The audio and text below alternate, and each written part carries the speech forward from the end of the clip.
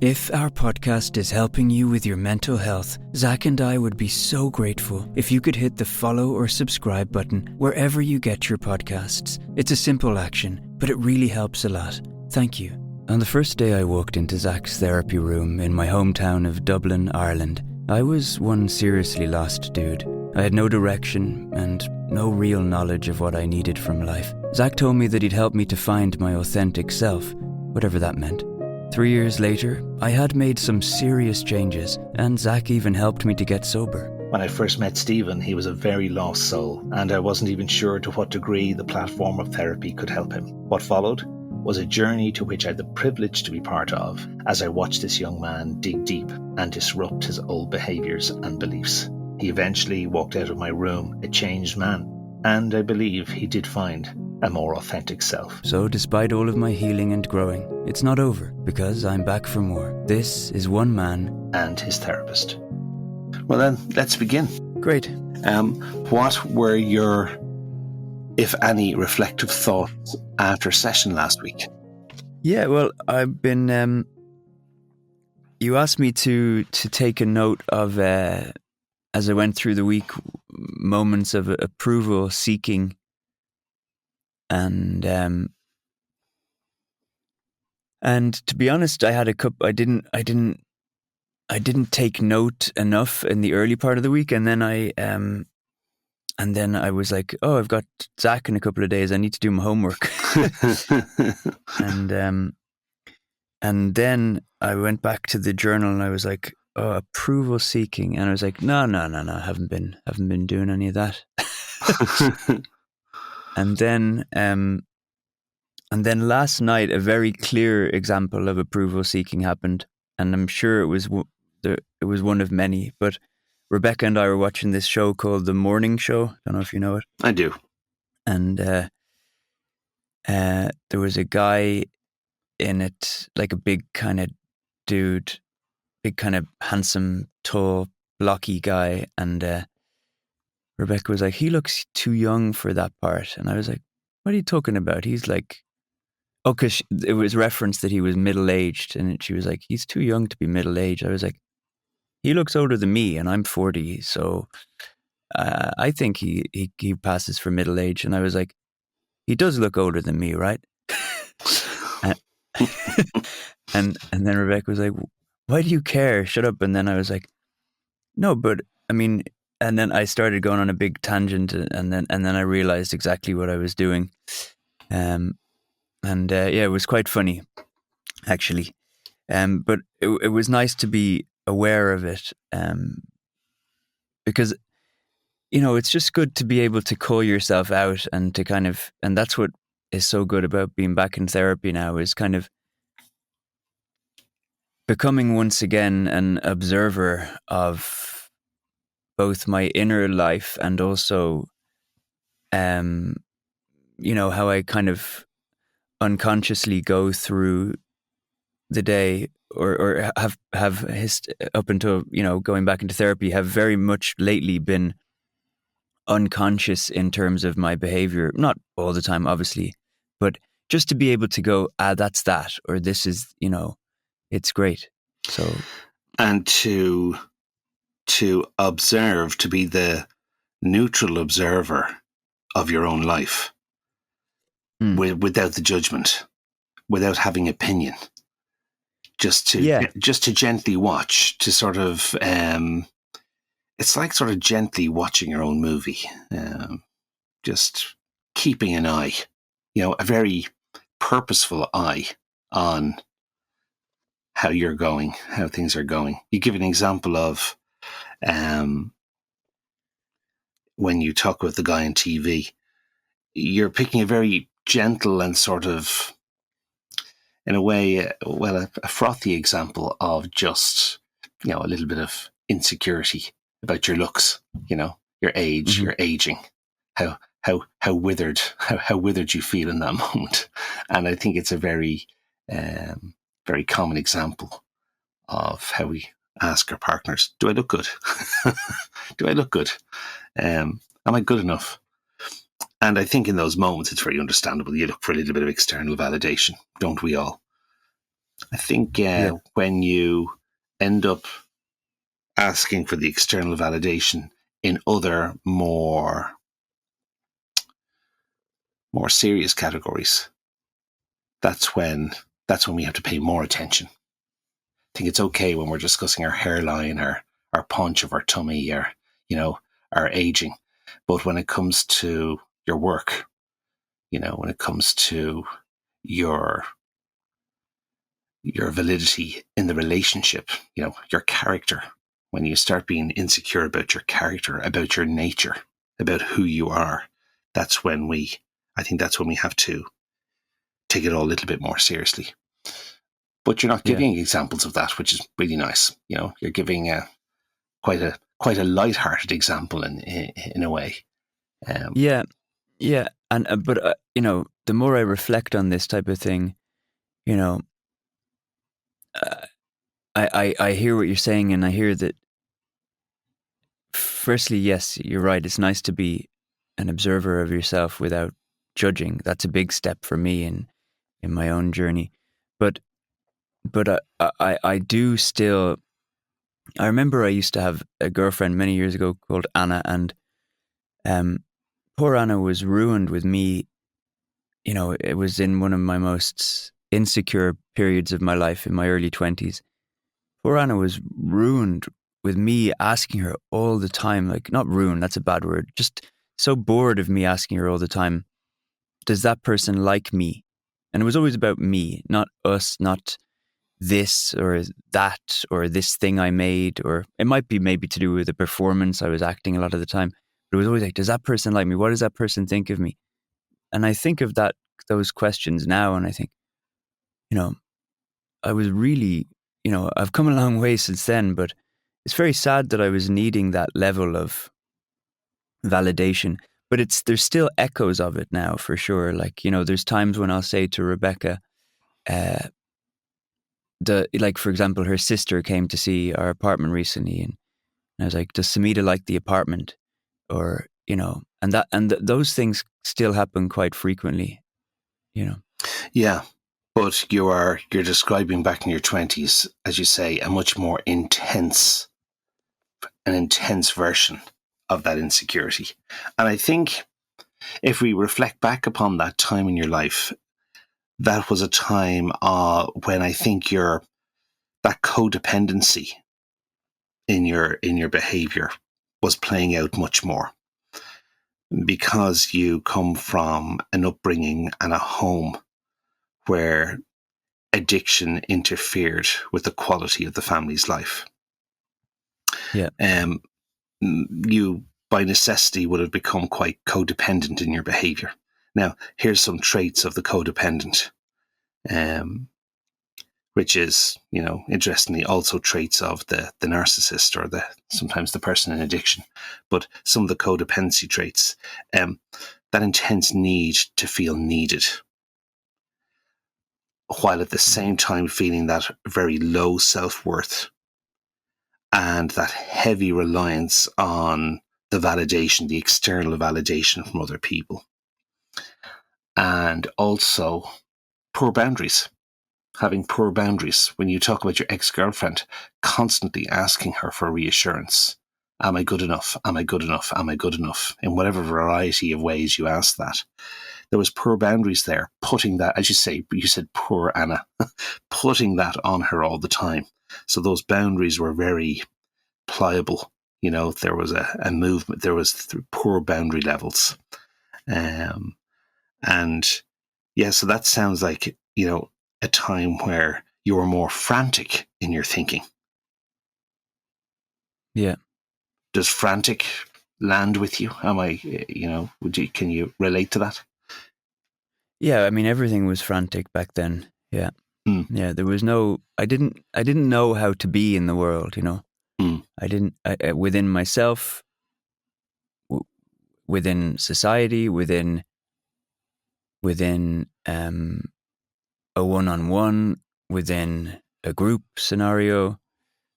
I mean, I got by because I had a bit of natural charm, and also, as I'll always say, I did have whatever about the dysfunction within my family. I was guided very well to a large extent in many areas of life. So I had that blueprint there. Yeah. It was just all a bit skewed. And I think, and I hear you on that. I think as well during that time, that more codependent thinking time, typically we would see people being avoidant of themselves through others. So they codependence will sort of live out their existence through other people. But I think in your situation, Stephen, because you're an actor, maybe there's something in the fact that acting and being someone else and playing somebody else was also an avoidance and a way of, carving out identity that you otherwise didn't have. But that's just a brainstorm idea. Yeah, no, I'm sure there was that too, and there was great. I mean, there was almost orgasmic levels of joy in inhabiting other characters, and when I got them right, it was fucking amazing. But and it's something I miss these days, actually. But just want to talk because I'm interested in. I want to ask you. I've always struggled with the word codependent. Firstly, and I'd love you to elaborate a little on that for me, and also. It's very interesting you mentioned that the traits of a narcissist are very similar to the traits of a codependent, as you seem to be describing me, because historically I would have identified as someone who was very self-obsessed and very self-involved and very, and I was, as you know, I've always been very hard on myself. So I'd be my biggest judge, and I'd be like, yeah, I'm vain, I'm this, I'm that, and always thinking I'm probably quite narcissistic. But maybe it's more the other side of things. I don't know. Well, the codependent and the narcissist, as I say, share quite a number of traits. I suppose a codependent. I mean, how would you define what's your understanding of the word to start with? Then I'll give you mine, but I'd like to hear yours first. Okay. Well, I guess for me, it means that if you're in a codependent relationship, like the two people in a way unconsciously conspire to fuel an addictive behavior. For example, like the wife of an alcoholic might, instead of helping the person to stop, they might end up become dependent almost on the behavior in some way that it would become uncomfortable for them, the alcoholic, to stop. Would that make sense? I don't know. Yeah, absolutely. Having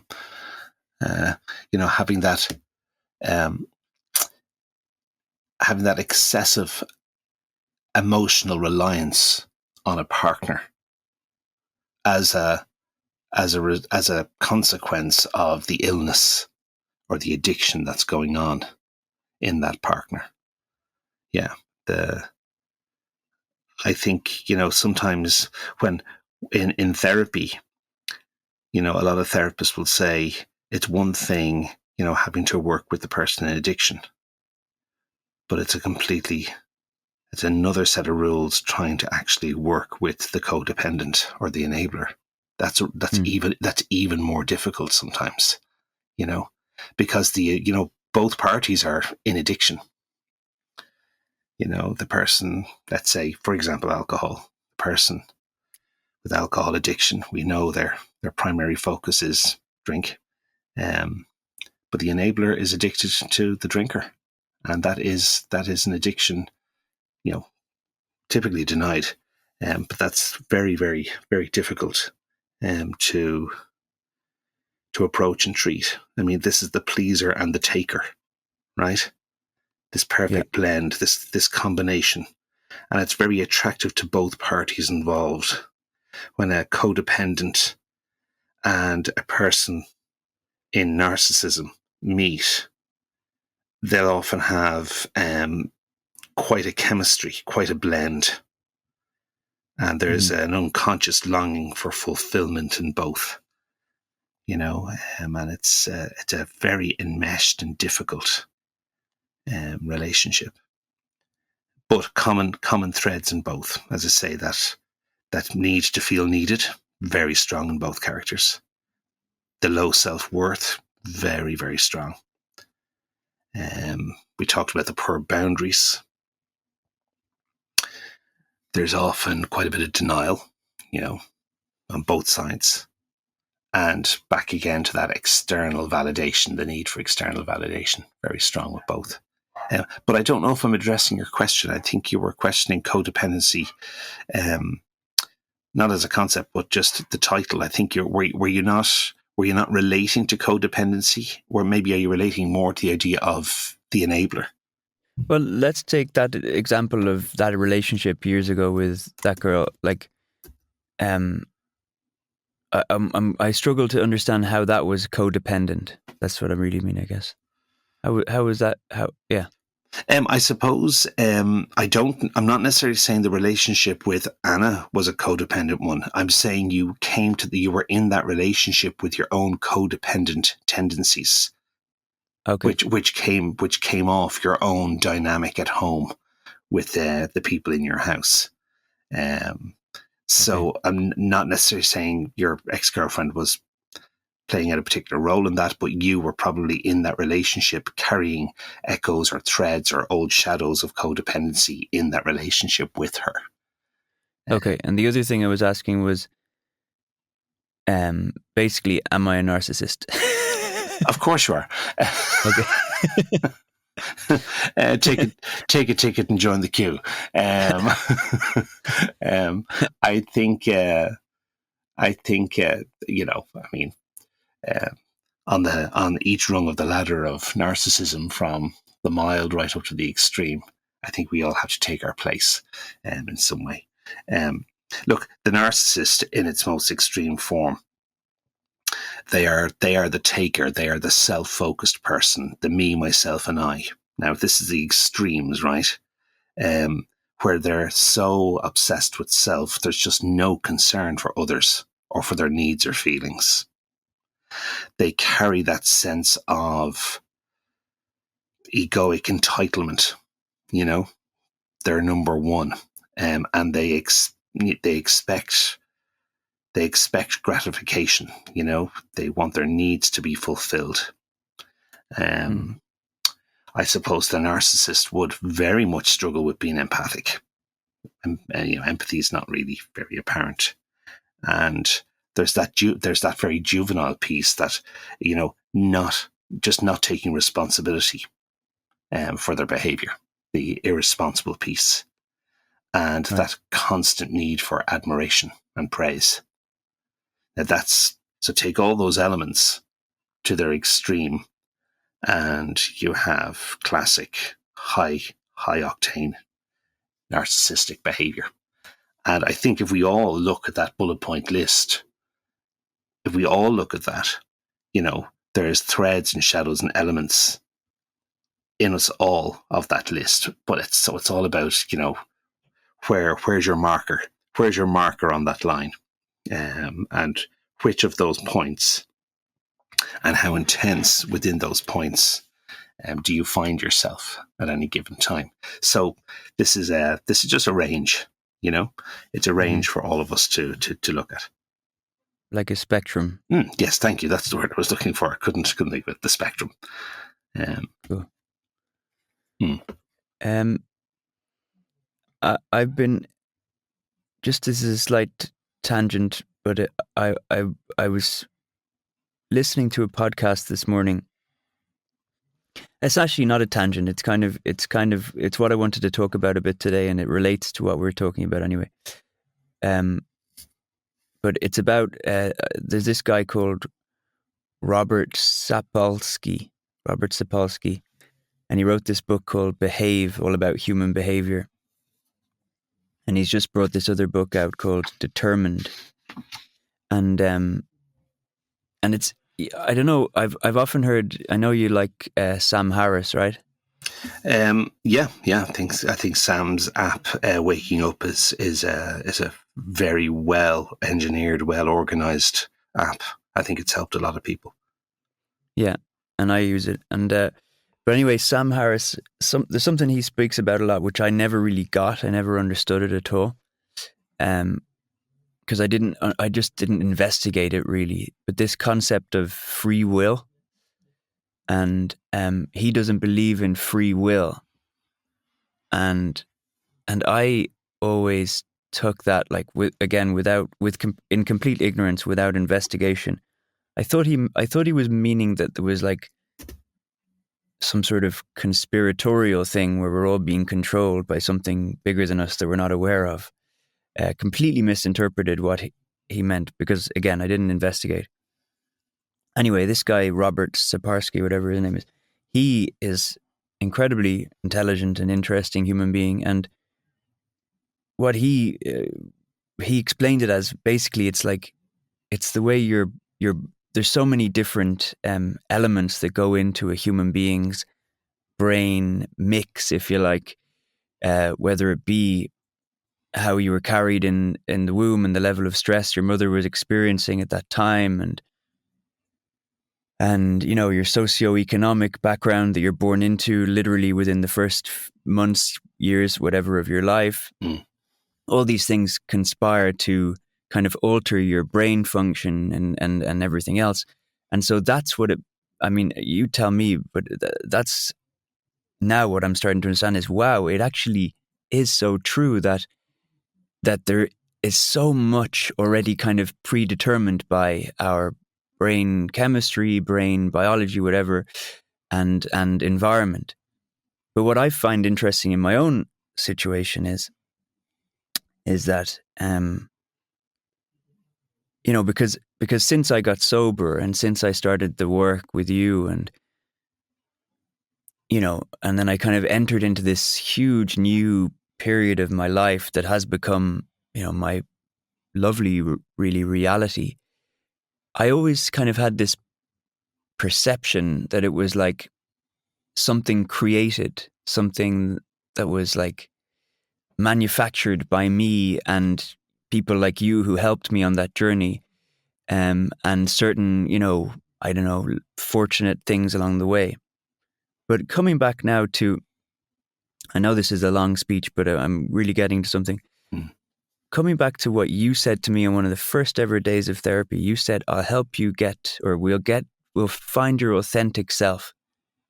So this morning when I was listening to that podcast and I was listening to that guy saying, there's so much predetermined by this and by, what I'm saying is, I didn't create this new me. This is me. This always was me.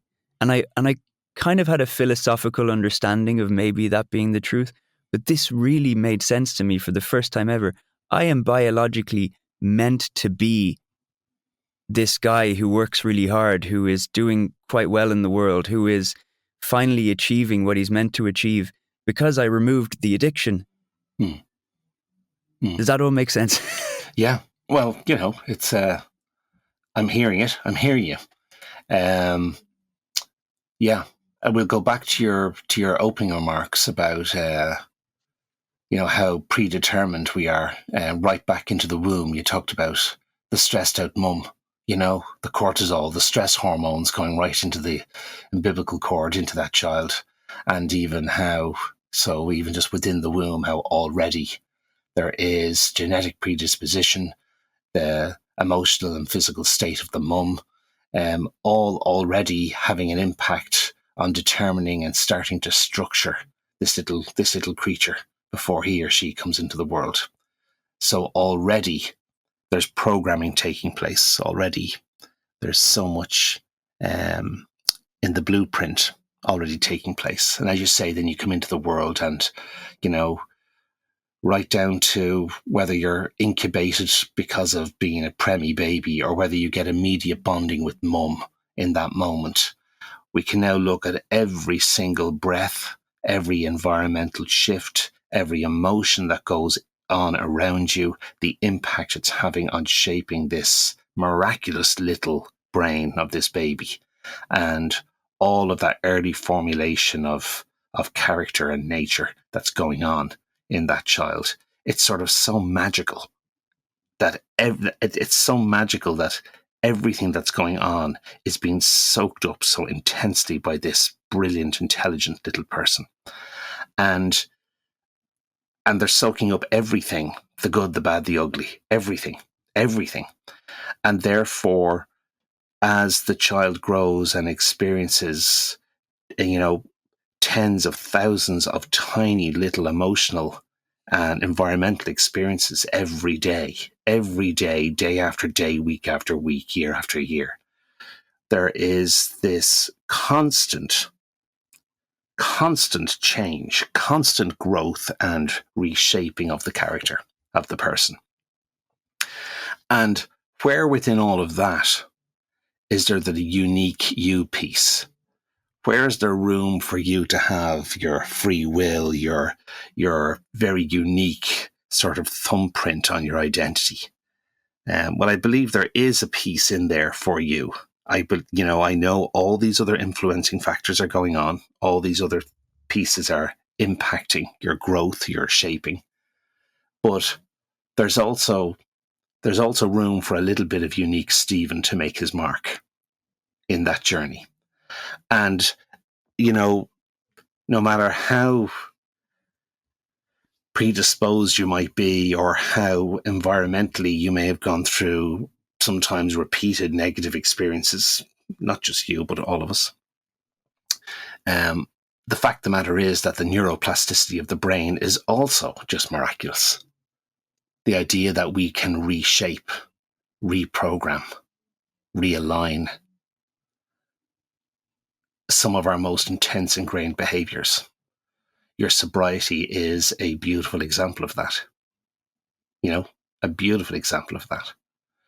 And therefore, all of these experiences are impacting all of the next experiences, which impact the next experiences.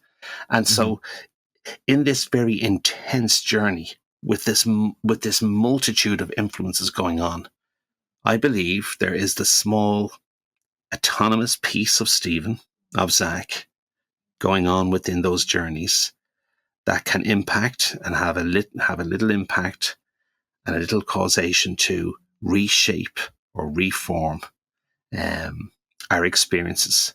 So I do think you have the opportunity to self-direct. How much free will you have, I don't know. But I do know, and I do believe you have got the ability to impact your journey. Some days you can impact it quite intensely. Other days, nearly not at all. But overall, you have the capacity and the ability to create a unique journey along this way, despite all of those other influences that are going on. There's a long answer to a long question. No, and it makes sense. And I guess I wasn't. I guess I wasn't acknowledging the fact that I think these guys also would subscribe to what you just said. I think there would be a great sadness if it was all futile. If every effort to do anything was futile because it was all, and the guy did mention that every single thing that happens to you contributes along the way. So if you go in a good direction, then that will continue to make things better or whatever. But you know what it did though, really, because I can be one thing I don't like about how I have a kind of a snap judgment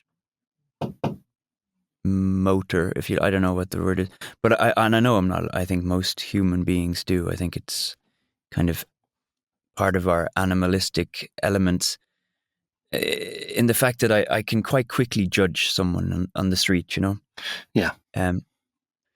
And it might be their behavior, it might be, I don't know, what they're wearing, it might be the way they're talking to someone, it might be whatever. What this little realization is doing for me, because I've been listening to this podcast over a few different walks with the dog, so it's kind of been sinking in the last few days. It's making me have and in fairness to myself, I'm pretty empathetic. I'm pretty, I do take I do get past the snap judgment and go, but this or that or whatever. So Yeah. historically, I'm pretty okay at this, but it's making it all a lot clearer for me that a lot of people, they don't have much of a choice, in terms of how, and especially if they come from a very socially deprived background, or they, whatever, like it's very, very difficult for people, and then along with the brain chemistry and stuff, like a lot of people are fighting a big battle in this world, and sometimes they just don't fight, and they don't know there is a fight to be had even. Yeah. Yeah. Indeed. I mean, some people's circumstances in comparison to your own are, well, in a way, deserve a completely different rule book. The parameters and the rules you might place in yourself for, how you conduct yourself and the choices you make have got to be completely sort of redesigned for others in war-torn, deep poverty scenarios, which is not your life, which is not your experience. And I hear that, but let's just go back to your opening remark, which was, your on the street judgment of the stranger, and how you're saying, no, you've copped onto that. You can see that play out sometimes. I think you said you can see yourself playing that out, but you reel that in. Is that what you said? Yeah, like there's the immediate kind of, whatever judgment, what an idiot, or blah, blah, blah, blah. And then I go, hang on, but that guy might be having a bad day, or that guy might not have had, might be worrying about where he's going to get his next few euro or whatever. You know what I mean? Yeah. And what about if we step back from that just even more? Let's just look at the idea that you're just at a baseline level. You're just having too much opinion. Why have any thought about the guy in the street and his circumstances and the why and the justifications and so forth? I think sometimes we just have within ourselves too much opinion about ourselves and all that's around us. I think it creates so much self-torture and conflict within ourselves. There's a nice practice of just not having a day of non-judgment, because I think that's borderline impossible. Just even for our survival instinct alone, sometimes you have to walk along a strange street and judge in order to stay safe. So, I mean, I think a non-judgment day is too pure to expect of any of us. But to practice or to be awake to the idea of trying to be in a mindset of allowance rather than judgment, or the mindset of opinion.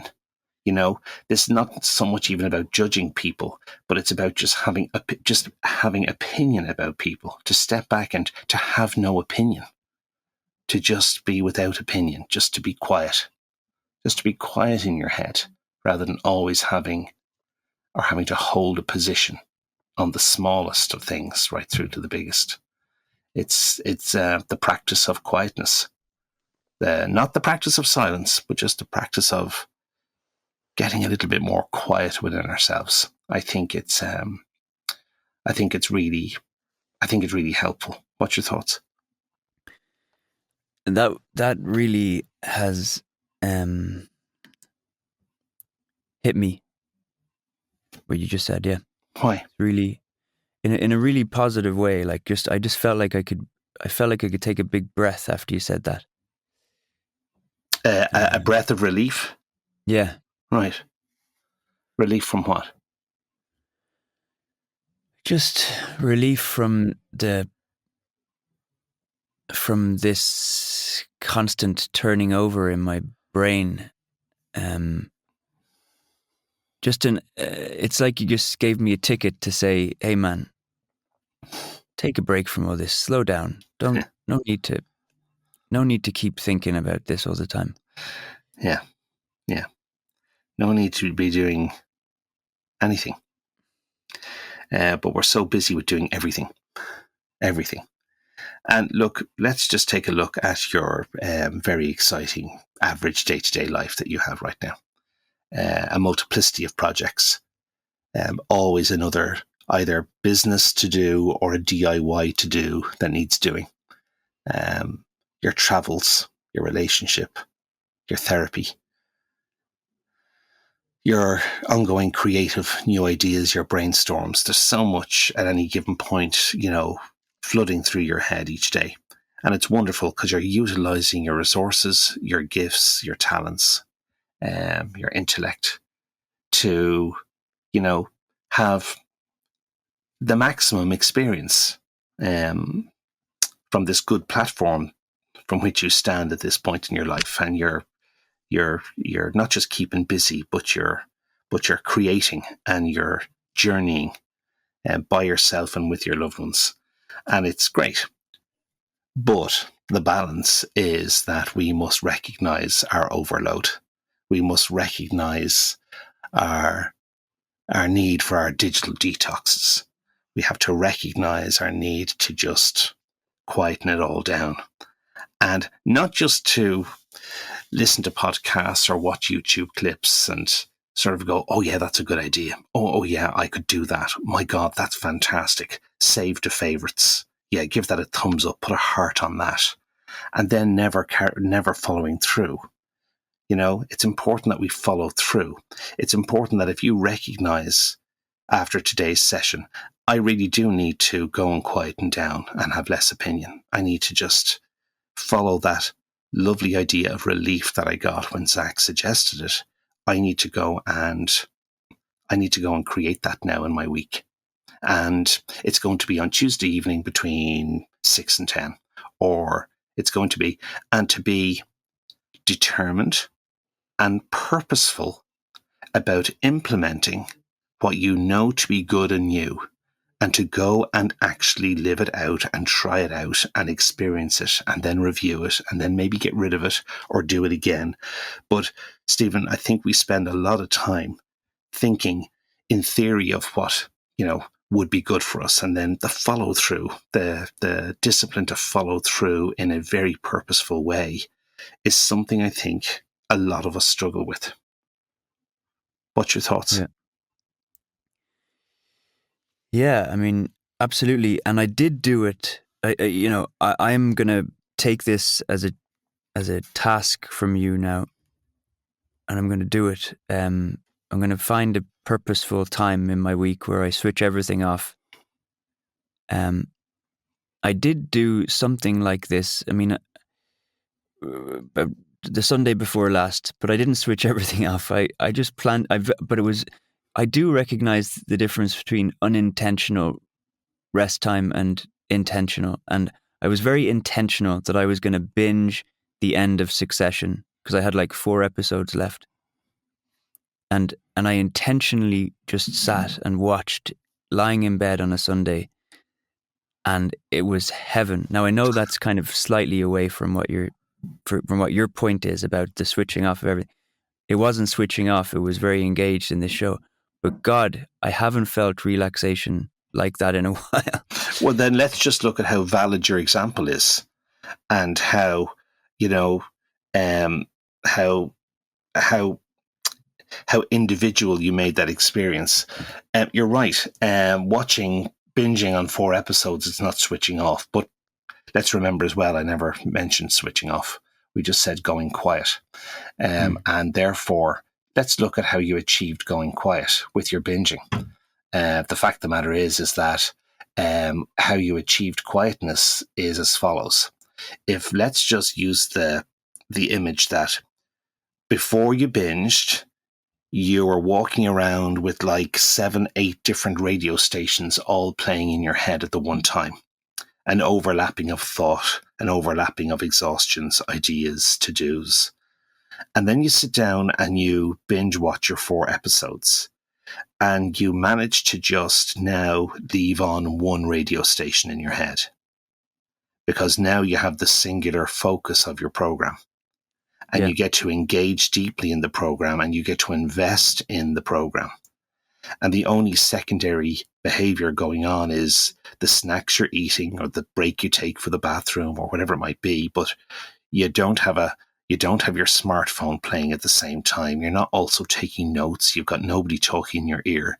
So you have that singular radio station playing in your head Yeah. rather than the 8 or 9 stations. So I think that is quietening down. That's turning down the volume on a multiplicity of other levels that are going on. And that sounds, very effective. Yeah. And actually, I did stop the phone. I did turn off I did, and I intentionally didn't look at my different things that I would normally check for work on the phone at all that day. And that's how I really singled in. You're right. Great. I mean, you didn't check work emails for the whole day? No, and there's one, I because I have the YouTube channel, I normally read all the comments, and not in a kind of because I love to read them, like, because they're always really lovely to read. But it's habitual to read them, so I need to that entire day I didn't read them, and Yeah. I really felt rest. Yeah. That's great. I mean, for a self-employed person, not to check their inbox for the whole day, bravo. That's quite an achievement for you to do that level of switching off, which, is your day off. It's so right that you did that, but how regularly now can you do that? And do you need to always binge 4 episodes to achieve the same state?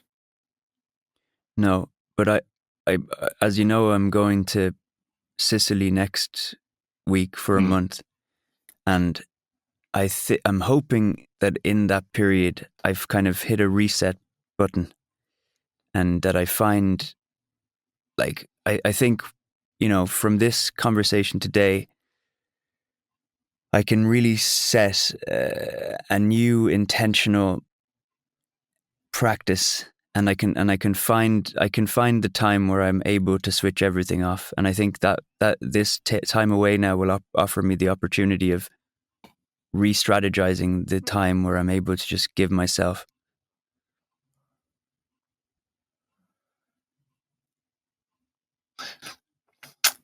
You said switch everything off. Right, that's not going to happen.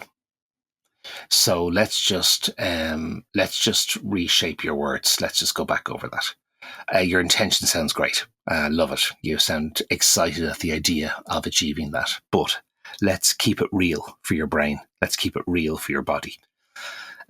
So what I hope you achieve is that of the motivation of today's session, you go away and you manage to have more occasions in your day-to-day life in Sicily where you get pockets of time where you feel as if you're just in a singular radio station mode, where you manage to actually minimize the clutter and quieten down the noise and just get singular and temporarily quiet. And that, Stephen, is the height of what you can achieve, really, when it comes to shutting it all down or closing it all off. Just getting down to that singular, quiet moment. It's moments. That's all. That's all it is. Yeah. I mean, none of us ever have a great day or the worst day ever. We know that we have moments of greatness, moments of joy, moments of pain, moments of worry. And for most of us, and I think we can all relate to the idea that each day we go through has such a multitude of different emotional experiences that you can never really say, oh, today was a great day. Okay, today had lovely moments in it. Just like, are you happy? Are you sad? Well, of course you're neither. It's what's sitting behind the happiness and the sadness is what you are.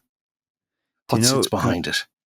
I just want to address something, because it's so funny, right? Because I often read from my journal, and I wrote this the other night and thinking maybe I'll read this out, and it's funny because today we've meandered through all these different points, but we've arrived, and you've you've kind of helped me solve what I can read here now. Will I read it to you just because I think it's interesting? Please do. I am in a rotating door that keeps going around. I can see the hotel lobby on the other side that I am trying to get to, but the door keeps spinning. I am not unhappy in this rotating door. It is normal now. There is suffering, but I have learned enough about life to know that suffering is not only necessary, it makes me stronger and cleverer, and a little bit of me, I suppose, the masochistic part of me, enjoys the pain that sometimes says hello. Although sometimes it's too much. I also find moments of peace, acceptance, and even joy. But I must at this stage ask the question, will I ever get to the hotel lobby and get a well-earned rest? I might get in there and even miss the rotating door, but at least I'd know what it's like in the lobby. Maybe only death gifts us the ticket to the lobby, who knows? But funnily, what you've just said to me is okay. My understanding of it is I can go to the hotel lobby every day if I choose to. Yeah. When you hit the last line of your note, I was hoping you'd go quiet for a second because I just wanted to have the chance to absorb that. I'm sorry. No, don't apologize. I'm just giving credit to your wonderful writing. You're bringing up a poem for me. You're bringing up the Avidic wise man Rumi and his poetry from very long ago. He wrote a poem called "The Inn." I don't think it's called "The Inn." Let me just have a quick look. It's called "The Guest House." And when you were talking of your hotel lobby, I was thinking of Rumi's poem about the guest house. And maybe, and I promise not to be better than you or beat you at this, but I want to sort of come back. I'm going to read Rumi's poem back to you now, just in response to what you said. And let us finish our session on Rumi's poem, and for us and anyone else to just have a think about it. But I also would like you, if you're open to it, to bring the notes you just read. I think we need to have a second listen to them again. Can you bring them to session next day? Yeah, of course. Okay, great. Right, this is from Rumi, The Guest House. This being human is a guest house. Every morning a new arrival. A joy, a depression, a meanness. Some momentary awareness comes as an unexpected visitor. Welcome and entertain them all. Even if there's a crowd of sorrows who violently sweep your house empty of its furniture, still treat each guest honourably. He may be clearing you out for some new delight. The dark thought, the shame, the malice. Meet them at the door laughing and invite them in. Be grateful for whoever comes, because each has been sent as a guide from beyond.